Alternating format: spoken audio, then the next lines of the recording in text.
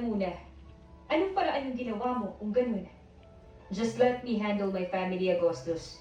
Iyong-iyo yung itindihin mo. I'm doing my part, Henry. But please know that we need immediate action regarding this matter. Basta ako nang bahala, babalitaan na lang kita. Napabuntong hininga na lamang siya at pinipiling magtiwala sa matalik na kaibigan. Alam naman niya na hindi rin ito hahayaan na malagay ang kapatid nito sa isang sitwasyon na hindi ito magiging masaya. Paalis na sana siya sa opisina ni Henry nang makasalubong niya si Serenity. Agad siyang hinila nito sa bakanteng kwarto. We're engaged! Saad pa nito sa kanya. Halatang nagpipigil pa ng ngiti. Hindi naman siya kumibo at pinanood lang ang kilos nito. Matagal na niyang alam na may gusto ito sa kanya. Dahilan para iwasan niya ito sa lahat ng pagkakataon. Narinig ko rin pala na tayo naman talaga dapat yung ikakasal. Na ako naman talaga yung fiancé mo.